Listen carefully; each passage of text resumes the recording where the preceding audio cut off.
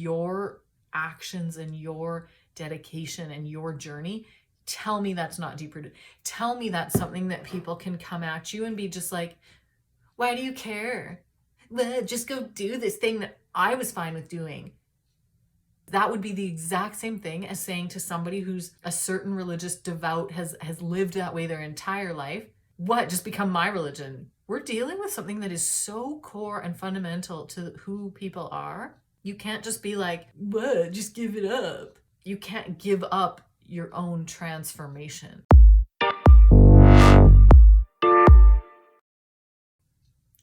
My friends, forgive the low tone in the voice. I have something very powerful to say that I'm trying to hold back from. The cat is out of the bag. We've known this for quite a number of months in terms of implementing more measures of control. And now is the time where we mobilize in ways that we have to get so deep, okay? In ways that get to the core of what it is that we truly stand for. We used to live in a world that allowed for religion to be a framework upon which we built values in society. Then we moved away from that. I was actually researching it because it's what I do in my spare time. And separation of church and state is about the disestablishment and changing of a formal relationship between church and state. We are now at a place, and I wanted to chat about it because I'm like, okay, why? Why disestablishment of a formal relationship? Why do we need it not to be just one big conglomerate? Because the issue was never get rid of religious people out of workplaces, out of government or whatever. It was never that. It was ideologically, in the ideas of it, we need a separation. Why? Why? As a religion teacher and someone who studied theology and philosophy, from what I could gather, with the idea of church, which includes religion and faith, okay, we have something that's exceptionally deep rooted. Okay, there's a reason, oh, don't talk about religion at the dinner table, right? Usually people have a visceral response if you're confronted with spiritual or religious ideas, including ancient stuff, okay? If you witness somebody getting sacrificed to the gods and having their heart pulled out of their chest as it's still beating, because that's a sacrifice, tell me you're not going to have a visceral response. Tell me. People are like, well, that's extreme. That's old. No, well, sure it is. Hopefully. Oh God, hopefully it is old.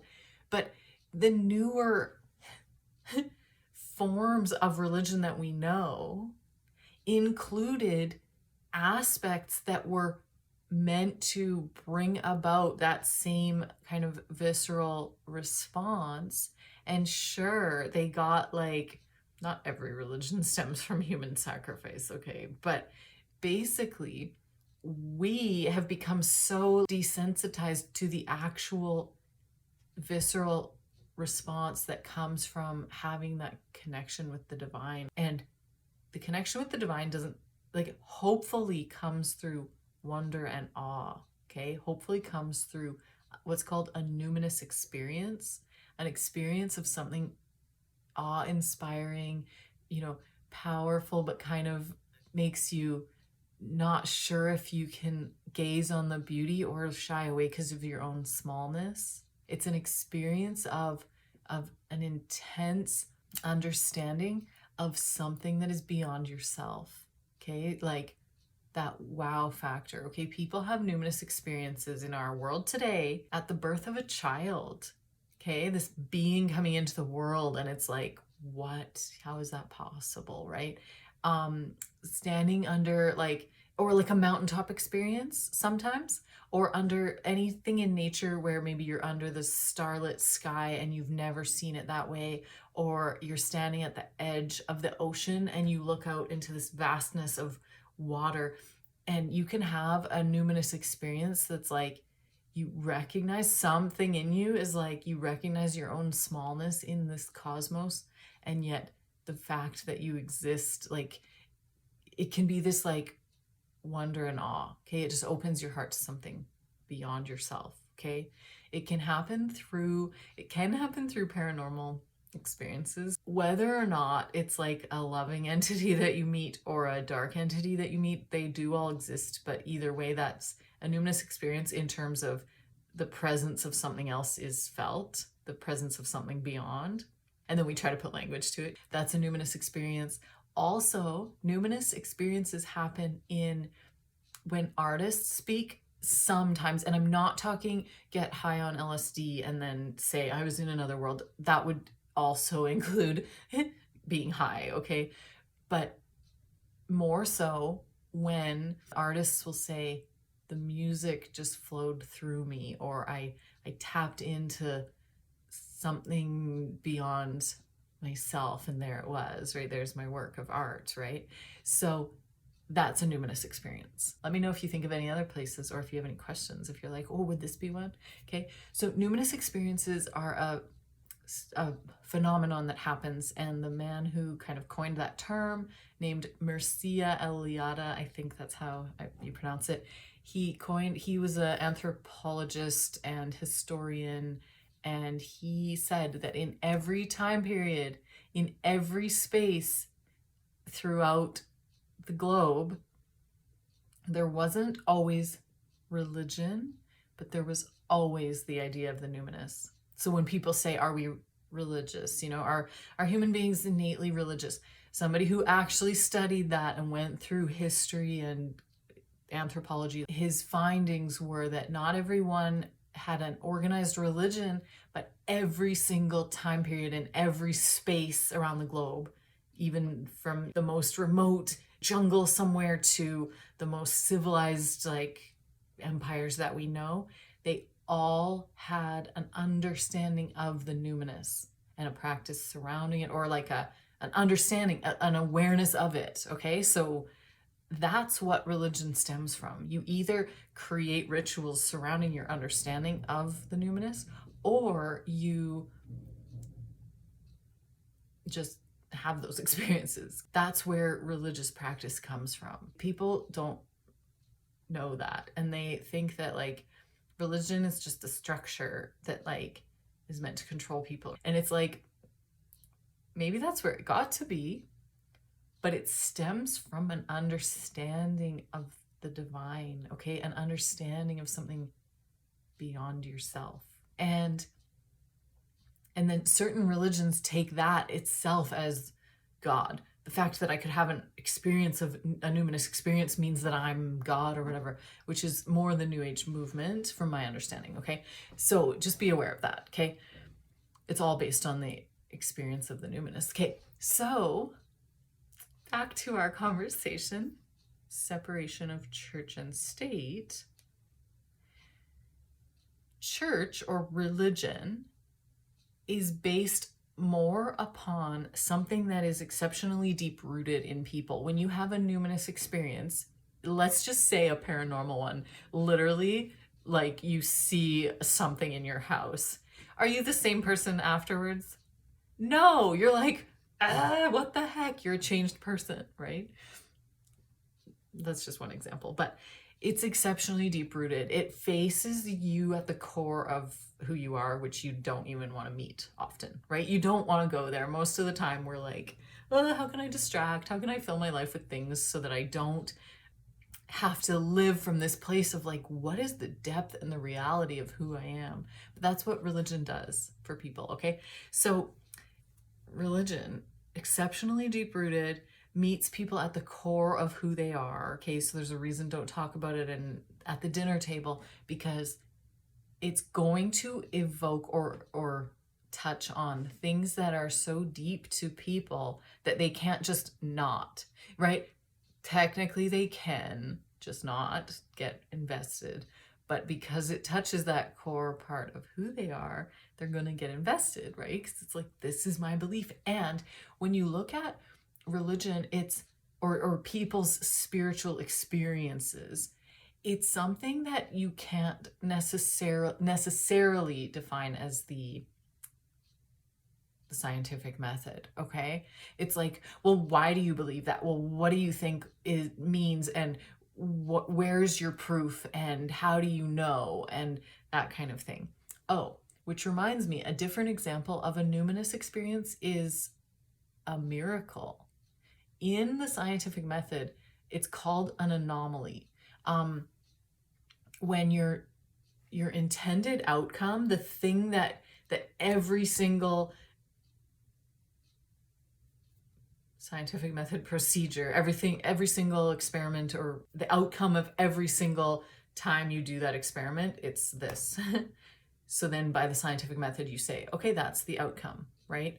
What happens if that's not the outcome? It's called an anomaly. It's called, in science, it's like, oh, that was not the thing that every other clinical study got to the outcome. It's not the same outcome. It's a one-off. It happened, and it shouldn't have happened according to the scientific method, okay? It's called an anomaly. In religious circles, it's called a miracle. And because we don't always have the language through different time periods, we can't always understand. Or maybe people will say, oh yeah, miracles happened when we didn't have as much knowledge of the scientific method. And that's actually like sure, there are time periods we had less knowledge, but to say that miracles don't happen today is false. Anomalies happen, miracles happen. And just that understanding of like, that's a numinous experience, because you go, everything we could predict and prescribe and intend and like look for in the outcome didn't happen. That's weird, right? Someone's like, you're at stage 4 cancer, and this is how it works. It just grows and whatever. And then they go in for an appointment and the tumor is gone. Okay.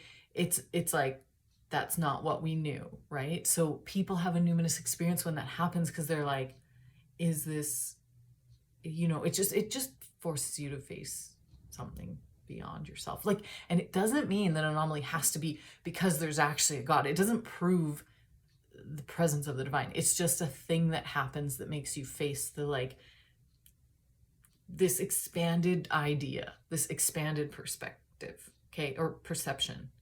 You don't have to name it. You don't have to create rituals around it. Then you just have to recognize that it exists. That numinous experience exists. So separation of church and state. Why should we do it? Why was that necessary? It wasn't saying you can't be a religious person and still work in a job or work in government. It wasn't saying that. It was saying religion is something that's exceptionally deep-rooted, meets people at the core of who they are, is a personal encounter, aka everyone else can't necessarily verify it. Or you can't say, put that under a microscope so that we know what it is that we were dealing with and why you came to that conclusion. It's a personal experience. You came to the conclusion.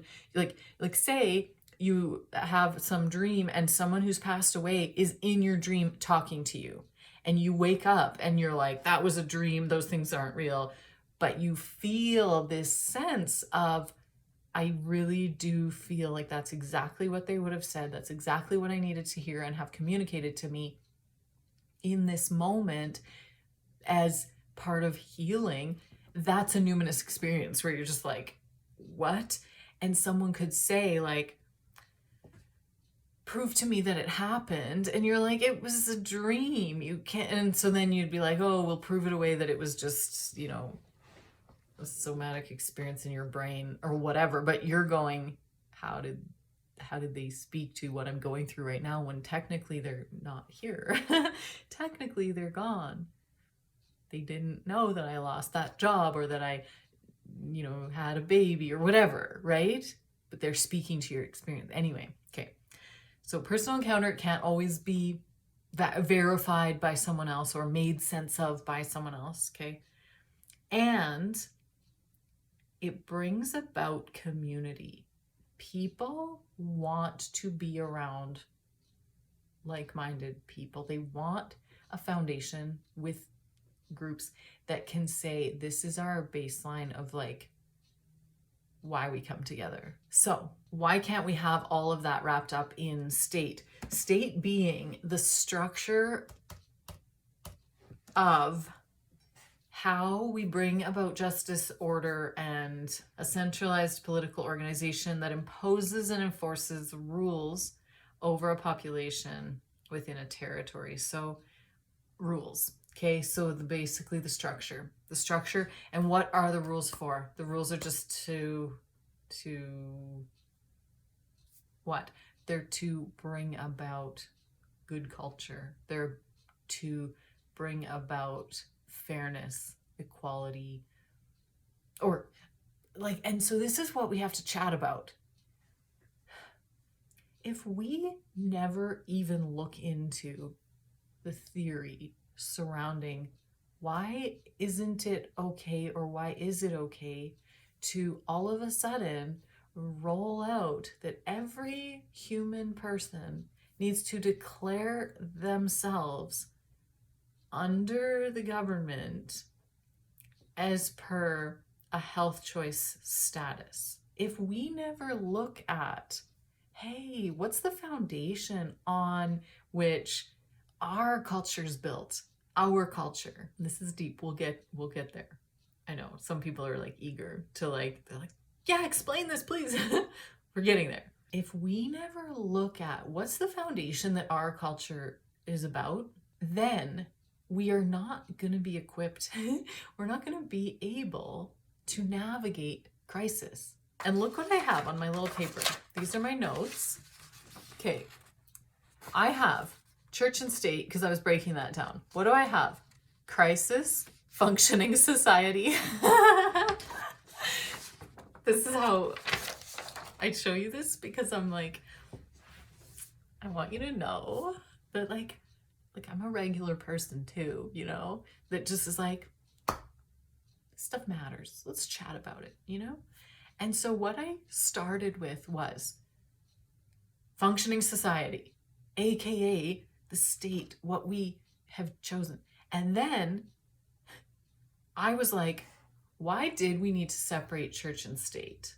Why can't we just have them all a big convoluted thing, which has happened in history, right? Where, oh, the king is also representative of God, or the pharaoh or whoever is also is God, and therefore can you question God? Well, you can, but what about that numinous experience? What about the fact that someone else has this exceptionally deep-rooted understanding at the core of their being that's different than yours? And this one's tricky for religious people, especially, to be like, what? You mean there's somebody who's equally as committed, devoted to secure in their perspective on what's the truth as you are in yours? It's a little bit of it's like, what? Right? Especially if you grow up in a way, this is the truth and it's the only truth, and anyone else who disagrees, healthy religions say anyone who disagrees has only a partial element of the truth. You still look for the good in all things, okay? You still find the common ground. That's what interreligious dialogue does. Good people know that if this is my absolute foundation, what foundation are you on that yours is so different? You dialogue about it. You go, oh, this is so important to recognize. And I'll just say this, bad religion, okay? I'm not condemning people that do this, but like personally, but like in the theology of it, it's bad religion. Bad religion says, this is the truth, ultimate truth, nothing but the truth. And therefore, until you deny your foundation and come over here, your foundation isn't valid. Good dialogue says, where's the validity in it? And then as you dialogue, this is what happens and this is true in good religion.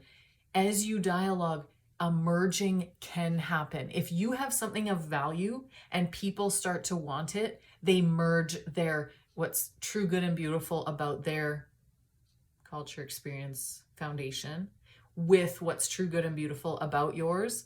And yes, there will be instances where one adopts a little bit more of the other and vice versa.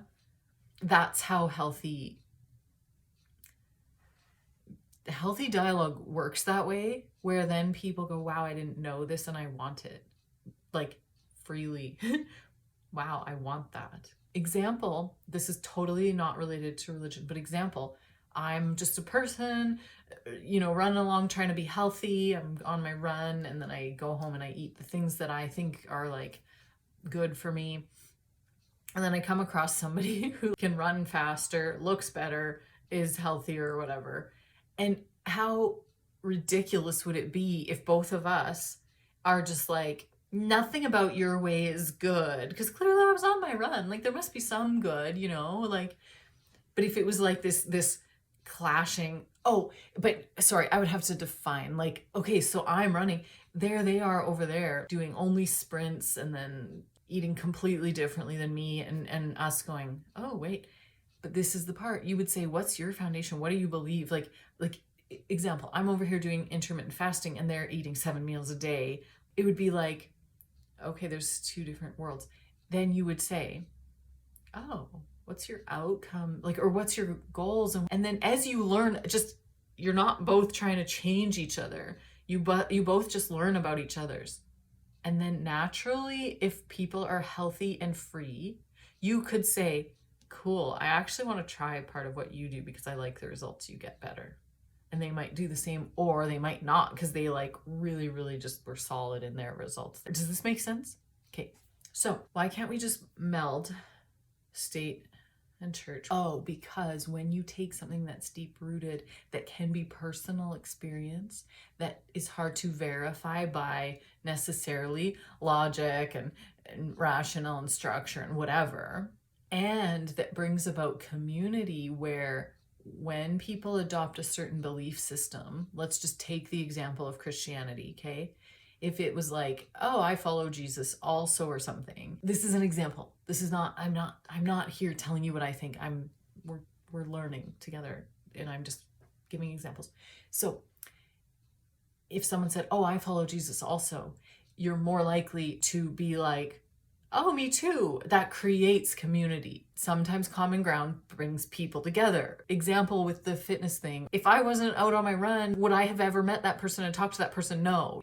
So why can't we meld things that are supposed to be structure that brings about the most justice, the most order, the most rules, I guess. This is why there is no undisputed definition of state. Yeah. So that's why I'm kind of like, this is what I say. Let's see what the internet says, the all-knowing internet. But yeah, there's no undisputed. So, but we're going to go with, why can't the structure that brings about order and justice and good ruling, why can't that just be linked to the thing that's exceptionally deep rooted, that's a personal encounter, that's harder to like verify for each person, and that brings about community? Why can't it just be linked? Oh, because then you start to favor, you start to have more, so you can start to have favoritism or ambiguity. Like if you're part of like a thing that I can understand, then you'll get favor. But wait, isn't it everyone has equal rights under the rules? Not, well, if you were a good good person according to the rituals that I live by. This is the thing, rituals is different than rules. But many people are at a stage of faith where they're like, the rituals are the rules and they just don't see any difference. But anyway, that's too much. That's like a different topic. I just thought of it. So we decided in this culture that we live in, here and now, right now, back to reality, we decided that, yeah, we don't really want it to be like people's faith life and whatnot, just linked totally to the structure of how we do things. And how is it that we navigate the culture and the functioning society that we have when crisis comes along? This one's a big one. People are wanting to say, no, mandates, lockdowns, any rules that needed to come about, any orderly things that needed put in place are the realm of the government. And so in a place of crisis, all of a sudden rules need to be put in place, and that's just normal. That's where we're at. People are like, no, that was fine. When we have this, oh no, we've separated church and state because we want this unbiased kind of rule book that brings about order and justice to the highest level, okay, and rules. But then we enter in something that crisis is not logical and linear and all cut and dry and show me your methods. And people are already, I know, being like, no, the science was that immediately. Stop. Just stop. Just stop. We gotta breathe.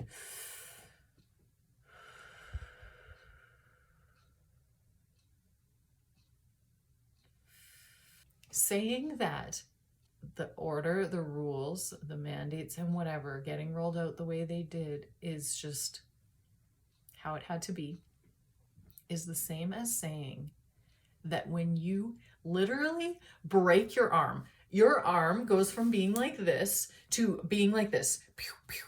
It happened in a soccer game I was in once, and the girl like rolled over and we all saw her arm, and it was literally in a triangle like this off the ground. It was the most terrifying thing I've ever seen. One of, maybe not the most, it was one of. It was bad. And that would be like saying you breaking your arm.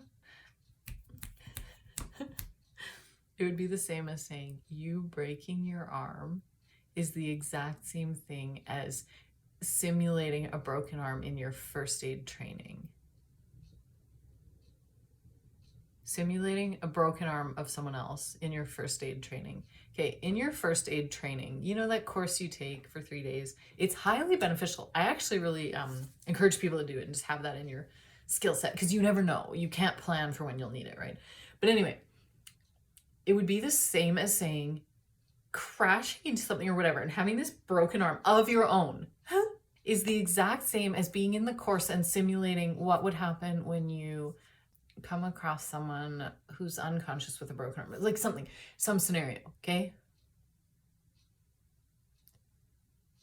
I'm so sorry, the two things are different. Literally being in a situation of actual panic and trauma, your effing arm is not intact anymore.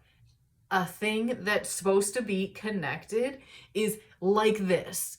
That's not cool. Okay? Like, you are processing shock, pain, your body immediately going into like it's fight or flight mode, but it's like, how do we need to shut down other systems so that we can conserve what, energy is needed to cellularly start to repair. The coolest part about trauma is that the body immediately mobilizes into healing. That's cool. That is really effing cool, because when we abstract, sometimes it's like, oh, that's so bad. It's like, no, the body is like freaking amazing in terms of like, okay, what needs done to heal it. So cool. So did you just see me do that little like skit about your broken bone? Did you see where I was at? Was it like super like, the rules say blah de blah, and this is what's gonna happen, and as long as the bone gets set, all those cells will go back together because they've already mobilized? I know this is hard to follow. We're trying to make sense here. Come with me.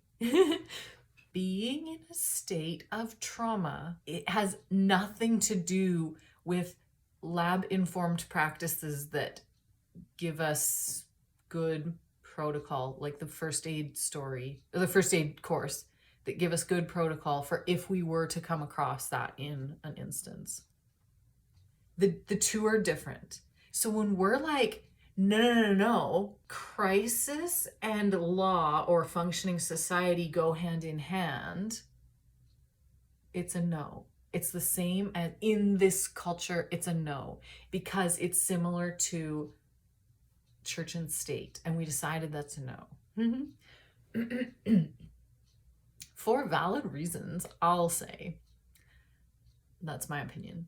But this idea that because the law in state, in our government, in our country, creates the rules and creates the order to bring about justice and whatever, now we're going to say that anytime trauma comes in, crisis, something we don't know what it is, we are susceptible to it. Like trauma, they literally broke an arm. Broken arm is now state. Broken arm is now making the rules. No. And Kate, I know. Well, wait. The structure isn't supposed to go into a state of panic. They're supposed to remain removed from the panic. And they're supposed to just say, okay, we will deal in a way that doesn't get invested. Why? Same as the religion thing. If we get invested into something that touches us at the core of our being, everyone has a different response to death. Okay, the reality that we'll die makes some people go into a frenzy and makes some people go into a very spiritual journey where you face it and you live your life in a way that has actively come to face and come to terms with that reality every day, every moment, every action. You're living from an embodied state of your connection with the divine anyway, to a point where, and it's not to say that it won't be a big deal or whatever, but there are people that live in alignment with that reality. So the state, the second that we start to allow it to take on people's deep-rooted understandings that are at the core of their being, is health. We just went through that example. Health is at the core of your being. What you choose to ingest every single day, how you choose to move your body, how you build up around you like supports and whatnot, meets you at the core of your being and is a personal encounter. Every person reacts differently to different things. Can you imagine if we said state and health have to be one and the same? And so therefore you're like, well, no, I'm vegan. And the state is like, no, we're meat eaters, we're carnivores. Therefore, you can't have the same like rights or whatever. No, it needs separated, same as church. You can't say, well, no, but the government's Catholic. So if you're not Catholic, like you're not gonna be part of this lawmaking because no, the foundation is Catholic. No, we decided no separation. And we have determined that it's a fairly good thing. It's like, allow people to have that religious understanding, bringing about the community that they want in their lives personally. But let's let the rules be the rules, where we can say this is for justice, order, etc. Okay? So back to the crisis example. We say we want justice, order, etc. Okay, crisis it's not intimately connected to justice, order, and rules for society. Crisis is not. Order and rules are. Crisis is not. You don't equate your rules with crisis. We just went over this. The same as you don't equate your rules with beliefs. Okay? So we have to understand, crisis over here, holy crap, this needs faced. It's a crisis. Governing body, you are here to bring justice, order, and rules. We need you, governing body, we need you to make sure you never become so invested in this crisis that you create any form of bias, any form of dictating. Crisis, Kate, because crisis not only makes us face the deepest thing, meets you at the core of who you are. Your response to crisis is part of the core of who you are. There are people who in a state of crisis become so much stronger than they've ever been. That's a beautiful thing. There are also people who in a state of crisis spiral and never are themselves again. Do you want crisis to be linked to the governing structure that your society and your culture functions under? No, we don't, because if somebody spirals or if somebody becomes the best version they'll ever be, that's not what we want our government dependent on. Now, crisis also is a personal encounter. Why do you think people went effing nuts about stats early on? Who's getting it? What's the rate? How long do you have if you get it? Because it mattered. It's a personal encounter. How you're going to react with X, Y, or Z is personal. It's the exact same with cancer. It's the exact same with any illness under the sun. It's a personal encounter. Why do you think that the entire globe of people, you, me, why don't we have the exact same body and health history? Why is it that I get sinus infections and you don't? Why is it that you have whatever running in your family and I don't? Are we all just the same? No, otherwise we would all literally have the same thing. It would literally be like, oh, and then by the time you're this age, you just develop that, and then we all die racked with every single disease possible. No, that's not how the globe works. It's not how the world works. You explain to me why. But here we are saying, governing body that creates the order, justice, and the rules, take on something that's a personal encounter. Prove to me why it is that you didn't get infected with this thing even though you were exposed this many times. It's because it's a personal encounter. Like it's like, and this is not to say, like, this thing, everybody's such a big ego running around being like, are you saying you'll never get it? Then what are you saying? It's like, no, we're saying personal encounters. Every single person. Do you even know? Have you ever interacted with, what's a different contagious thing? I don't know. Gosh, I shouldn't make up examples on the fly that I don't know. But like, do you even know if you've ever interacted with the most contagious thing on the planet? You don't know, because if you didn't contract it, you don't know if you came into exposure of it and didn't contract it, or if you've never come into exposure of it. You don't know. There's a personal aspect to it, which is why health is about, the more metabolically healthy we can be, the more that skin cells are a protective barrier against my veins and flesh being exposed, the more I'm not going to be likely to get gangrene. Oh, so in order to protect against gangrene, you should try to not slice your foot on a piece of broken glass and step on it. Yeah, that's what we're saying. Okay, so you stepped on broken glass and you cut your foot. Does that mean you're getting gangrene? Oh, well, I guess the glass must not have had a little infection on it. Or that infection didn't interact with you in a way that couldn't get fought off by your immune system in that moment. And this is the thing. Come at me with, you're not an infectious disease specialist. No freaking shit. Sorry to be so blunt and rude in my language. I like always tell my students, I'm like, don't swear, because swearing builds a bad culture in our school. But I say to them, there's studies done that if you swear, the more you swear, the lower your IQ is. I say to them that.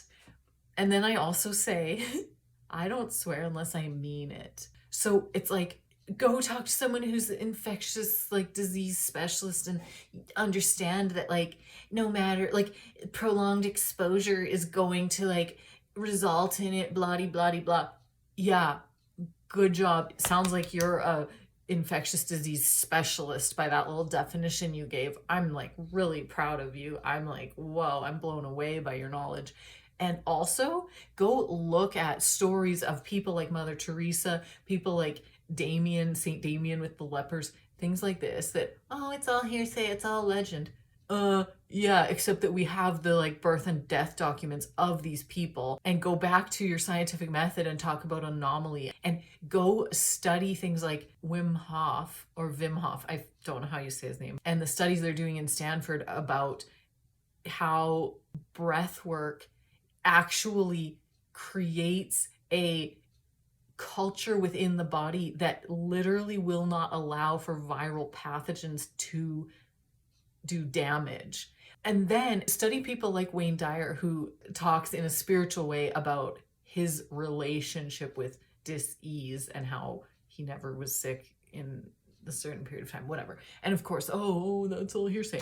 Yeah, it's in the realm of the personal encounter, things that are deep rooted to the core of your being, things that people, when they challenge you, you can't always necessarily, know the reason for, and that aligns you with different paths. Nobody is saying that you have to become holistic or that I have to become a pharmaceutical rep. Nobody's saying that.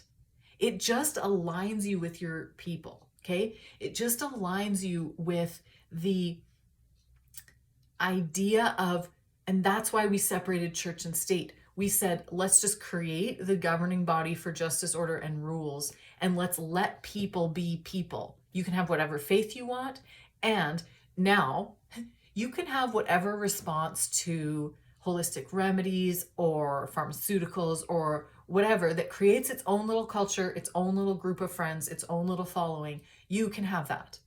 So I told you at the beginning of this talk that I was like, sorry, my voice is low because I have stuff to come out. So anyone, God bless you all. I like Freg. Okay, no spiraling to self reflection. No more. I gave up for Lent. I gave up self-depreciating thoughts. It's been really interesting for me. So I'll let you know how that goes. Like after Easter, I'll let you know where I'm at. Okay, so back to functioning society and a crisis happens. We cannot ever, ever, ever, ever, ever say the government is the only one responsible for this crisis. Never, never, never, never, never, never. And this is the part. Sure, there are times when you're going to look to the person who has the most leadership to make a crisis moment decision. Okay, it happens all the time. Example, you're a coach, the kid on the field just had a little collision and now their bone is like this. Who are we defaulting to? We're going to be like, oh, the kids will figure it out as you check your clipboard. Like, no, you're the person with the most authority in that situation. So we're defaulting to, or the referee, right? We're defaulting to, oh, stop the game. Okay. And then mobilize people who can deal with the acute situation. Obviously, that is how humanity functions. Default to the person with the most expertise. So this is where the problem has gotten to. When we have state, people who make the rules, coupled with who's your best friend in your understanding of health and who gets paid to make sure to make the decisions that are going to benefit the system that they're in, seems a little bit similar to this. Yeah, the rules should be made by like the person with the most power. And who has the most power? Oh, God. So if we just combine and God and the person with the most power are the same, then yeah, that's like no one can question it. Yeah, and then well, you're a bishop under me, or you're my Pharaoh's next hand man or right hand man. Oh yeah, so we'll do things that make sure that us and our families are taken care of. Why did we separate church and state? So that corruption doesn't get perpetuated, so that favoritism doesn't get perpetuated. And this is the part. If we say state, okay, we're going to default to they have the most power. So if the government's going to say like, oh, well, health minister, what do we do? And the health minister's like, well, I'm paid by, taxes. I won't get into like funding. But when you look at the network of money, is it possible that people who do researching and grants and whatnot for solutions to problems have a vested interest in making sure through their method they find the solution to that problem. Yeah. So it's like, oh, you mean it could get a little bit convoluted? Yeah, it could. It could. It could get really convoluted, same as church and state, where, wait a second, you weren't a good Catholic enough, therefore I mean, we're talking in history. It's like you couldn't get your bank account frozen then, but you could get excommunicated. We're talking different times, but still, we in this part of the world, we were like, hey, still have the one, still say, like, this is my faith, this is my identity, blah de blah. And we would like for a governing body to act in a way that's not biased. So when the governing body, though, starts to push secularism, which is its own ideology, its own faith, basically, it's its own belief. Because to choose to not believe is a belief. Like, I believe that there's nothing to which I owe my worship. It's like, hey, you believe that? Good. That's like, you're right. So when secularism becomes its own belief, its own religion, and starts to say, if you want to be in government, you can't wear a cross, you can't wear a turban, you can't wear a kirpan. Then we start to go, wait a second, now we're talking a different level of, oh, this separation isn't exclusion, because that's its own form of religious identity in a sense. It's like what you follow after. So it's complex, but here we have this, like, okay, let's just take a step back. We were like, yeah, we don't want corruption, we don't want too much attachment, we don't want people's deep-rooted thing that's a personal encounter that brings about their level of community running the way that society will function. So where is it that we're now seeing a similar thing? It started with crisis and government getting kind of put hand in hand. Instead of us going, we're in a crisis, we still adhere to the fundamental framework of what this country is based on, where there's things set up which allow for us to still maintain higher principles, even in the place of crisis. Higher principles being things like justice, things like freedom. So instead of being like, hold up, okay, sure, we're going to de facto to people who are in the most authority, but many people were already saying, especially because we can read, many people were saying, oh my goodness, so crisis, government, many people weren't going, government, what do I do? Give me the handout. This is the part, and I'm speaking to people, any single person who was resilient enough to say, whatever I have to do, I'll keep my business open. You are genius. You are amazing, because you are the epitome of what the amalgamation is not. You did not say crisis equals government handling everything. Give me my paycheck. I can't open because of a fear of, this thing sweeping through the world. It's now the government's like job to, like, no, of course there are people that did that. They're like, cool, got my paycheck, yay, like my CERB or whatever. Great, right? There are so many people who took responsibility. It's called taking effing responsibility, where they were like, okay, my rights are to still own a business. My rights are to still allow my skill, my craft, my passion or whatever to serve the community, which is the culture that we've built in this part of the world.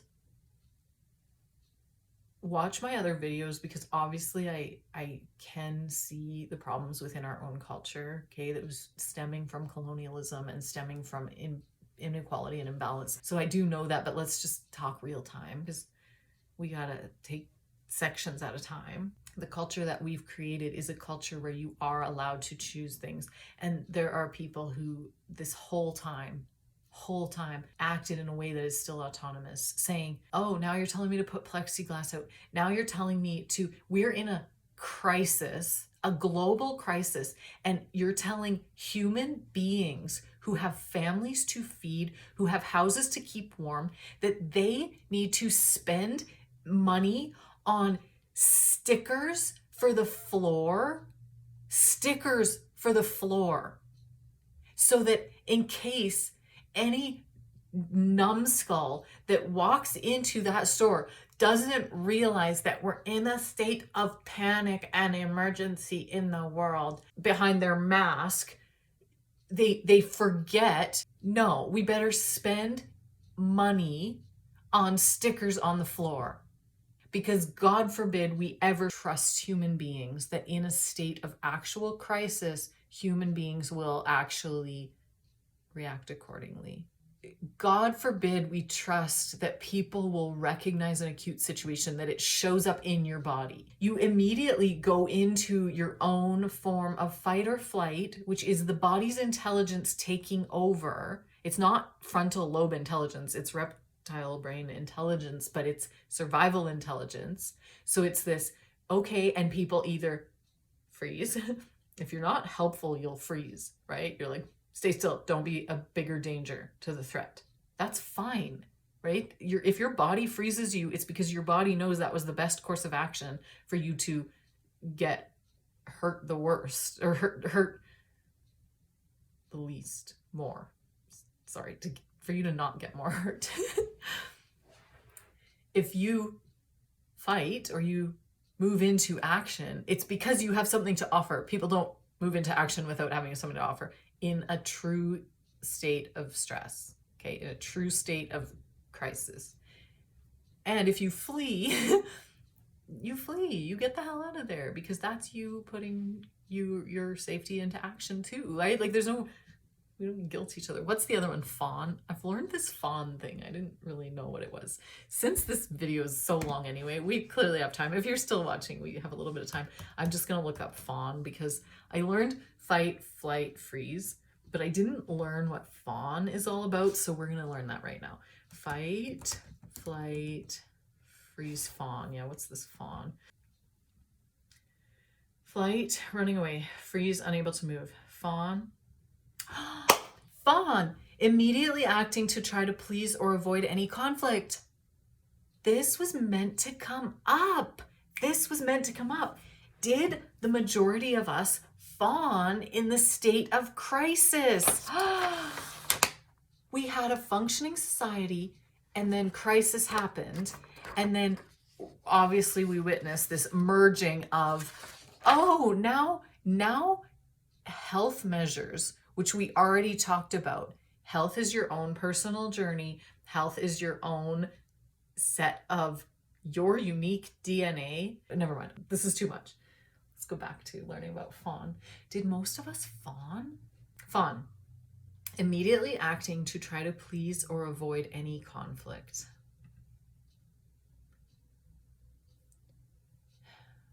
Oh, I thought there would be a bigger description. Hold on. Oh, there is. Fawn. This is from simplypsychology.org. One may use the fawn response after unsuccessfully trying to fight, flight, and freeze. Oh, that's why I hadn't learned about it. It's not as acute. If you already try one of the three and they don't work, then fawn. This makes so much sense. I'm going to do an entire video. I have to write this down. I'm going to do an entire video about being too nice, the nice girl, nice boy, and niceness. Okay, so if you try the first three, you freeze, you fight, or you flee, and they don't work, then you may use the fawn response. The fawn response is typically prominent in people who grew up in abusive families or situations. Abuse is anything that is wrong against your being and you can't get out of it. If you are an abused child with narcissistic parents, the only hope of survival would probably be agreement and helpfulness. So it's the piece where You try to remain so small to not get noticed or whatever, but the abuse still continues. You try to fight it. You say, I'm rebelling against this, but the abuse continues. Then you try to run away from it or whatever, but you can't survive on your own, or you get brought back or whatever, and the abuse continues. Okay, none of those methods, which is is it limbic system? I'm forgetting right now, but it's going into fight or flight, right? None of those work. So what do you have to do? So this is where fawn is secondary. I'm glad to know this. I'm not going to use it when I just talk about the stress response, because it's secondary to the stress response, which is you start to become agreeable and helpful. Okay, I can't change any of this, so I'll basically just be so kind to everyone so that nobody ever knows me, or that nobody will abuse me because there's nothing to abuse, right? It's you taking control of the situation that you can't control.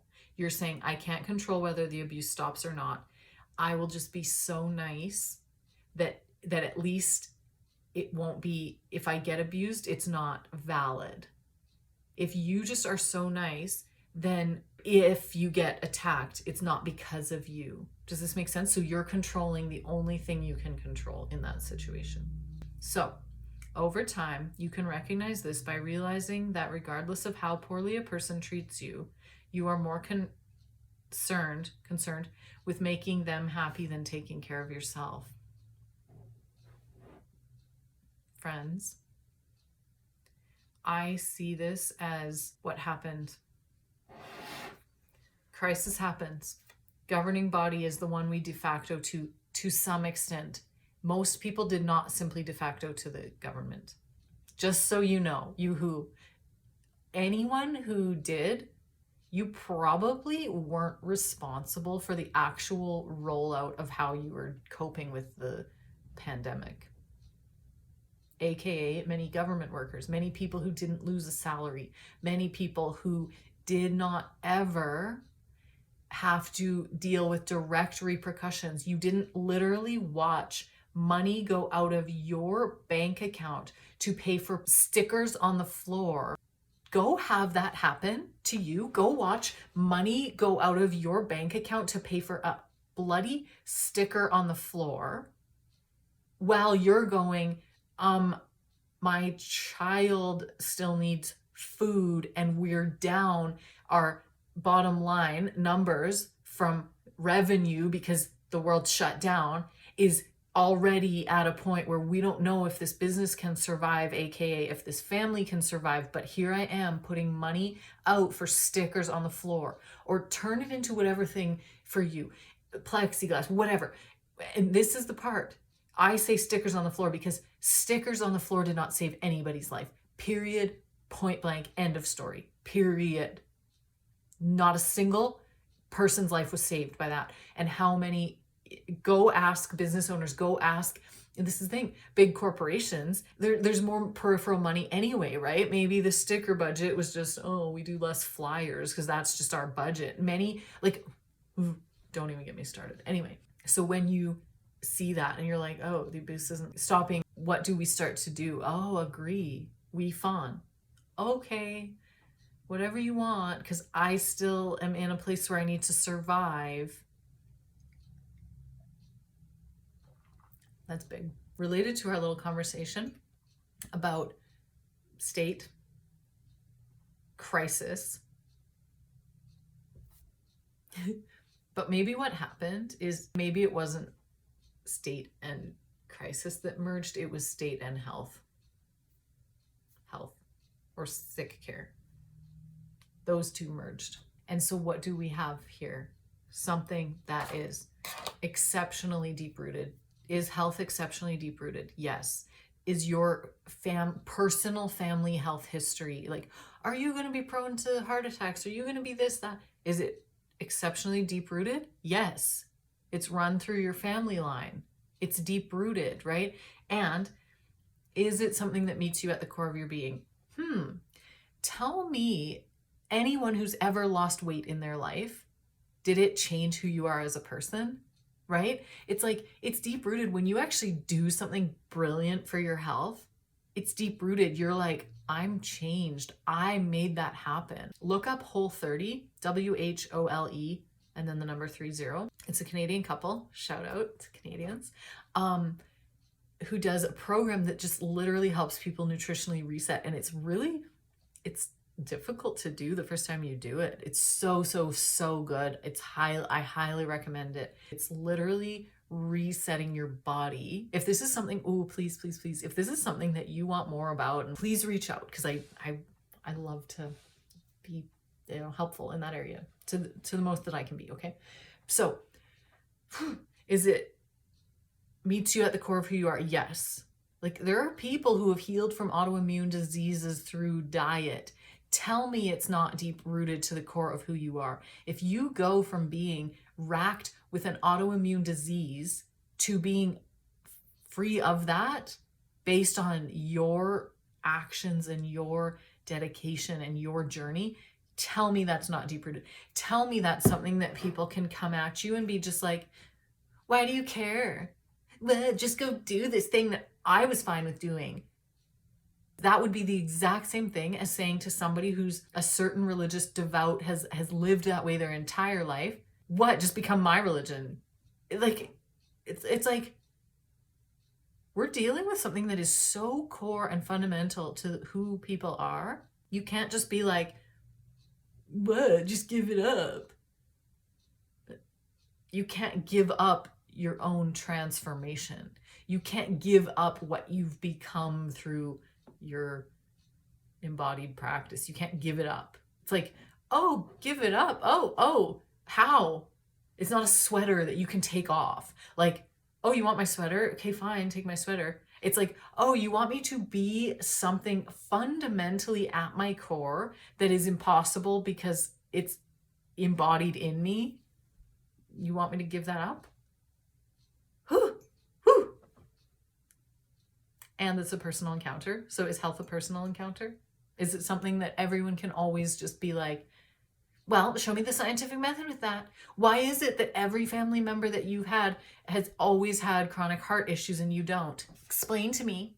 Show me why, where. Prove it. Prove that you're healthier than your entire family line. Like, can it be just proven to someone else? No, not always, right?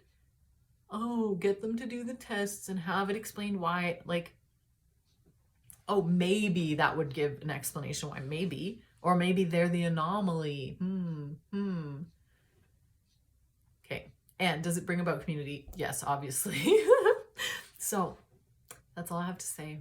So where we're at, church and state, health and state, should they be just melded together so that people's exceptionally deep-rooted thing that meets them at the core of their being, and I'm talking in the pharmaceutical like side too, right? If you're like, no, this Western medicine thing that I do, my medication that I take for the rest of my life is what the hill I will die on, for like everyone needing that, like you're no different than the person who you see as crazy, who's like off the grid doing, plant medicine.